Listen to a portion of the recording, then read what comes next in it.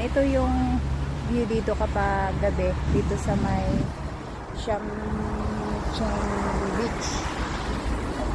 Ayan, yan yung tulay. Yan, ito yung beach. Dito kami natambay.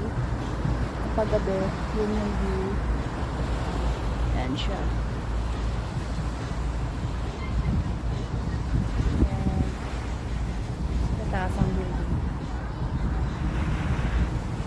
Yan, mga pangga.